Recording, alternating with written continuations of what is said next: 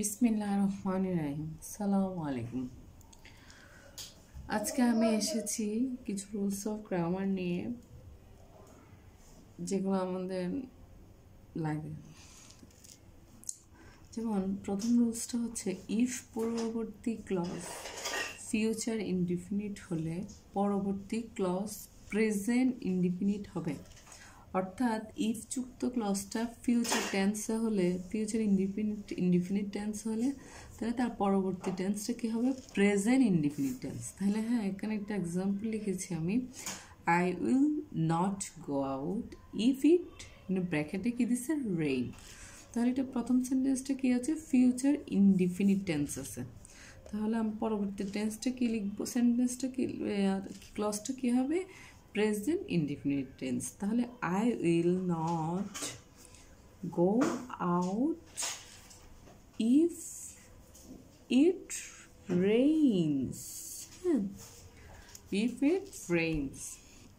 তারপর হচ্ছে second number rule, one of the. হ্যাঁ, ওয়ান অফ দ্য কোনো একটা সেন্টেন্সে থাকলে তার নাউনটা কী হবে? অবশ্যই প্লুরাল হবে এবং ভার্বটা কী হবে? সিঙ্গুলার হবে। কি বলছে? ওয়ান অফ দ্য কোনো সেন্টেন্সে থাকলে তার নাউনটা সবসময় কী হবে? প্লুরাল হবে, ভার্বটা হবে সিঙ্গুলার। যেমন ওয়ান অফ দ্য ভয়েস, তাইলে এখানে কি ওয়ান অফ দ্য দিয়ে শুরু হয়েছে, তাহলে নাউনটা কি হয়েছে? প্লুরাল হয়েছে। হ্যাঁ, তারপরে এখানে তিনটা দিছে, ওরা ভার্ব দিছে। Absent yesterday.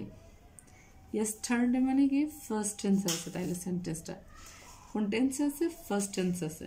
তাহলে ভার্বটা কি বলছে? ওরা সিঙ্গুলার হবে বলছে, সিঙ্গুলার হবে, বাট এটা কি হবে? ফার্স্ট টেন্সের সিঙ্গুলারটা হবে, কারণ এখানে ইয়েস্টারডে আছে।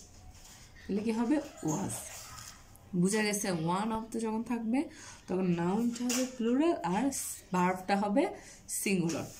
তারপর থার্ড নম্বর হচ্ছে অ্যাজ দো। অ্যাজ ইফ যুক্ত বাক্যে বাক্যের স্ট্রাকচারটা হবে সাবজেক্ট প্লাস ফার্স্ট ইনডিফিনিট, মানে প্রথম ক্লজটা ফার্স্ট ইনডিফিনিট, তারপর হচ্ছে অ্যাজ ইফ বা অ্যাজ দো। যখন ফার্স্ট ইনডিফিনিট হবে প্রথম ক্লজটা, তারপর পরটা কি হবে? Had plus verb three. অর্থাৎ এখানে একটা এক্সাম্পল লিখেছি আমি, যেমন she talked as though she dash the CEO of that company.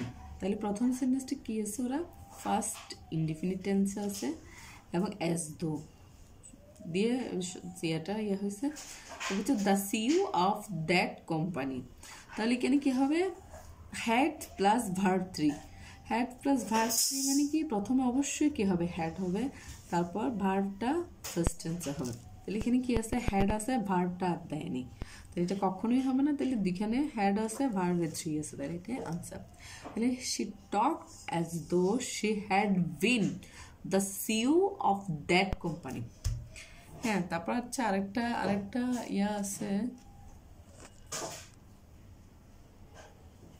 একটা রুলস আছে, কোনো বাক্যে স, start, finish, stop, keep, admit, help ইত্যাদি থাকলে তার পরবর্তী দ্বিতীয় ভার্বের সাথে কি হবে? আইএনজি যোগ হবে। অর্থাৎ এই ভার্বগুলো যখন থাকবে তার পরবর্তী যদি আরেকটা ভার্ব থাকে, হ্যাঁ, দুইটা ভার্ব একসাথে থাকে, তখন তার দ্বিতীয় ভার্বটি কি হবে? আইএনজি হবে। তাহলে কি হবে? আমি একটা এক্সাম্পল লিখেছি, I saw him go there. তাহলে I saw him going there. Thank you guys. আসসালামু আলাইকুম।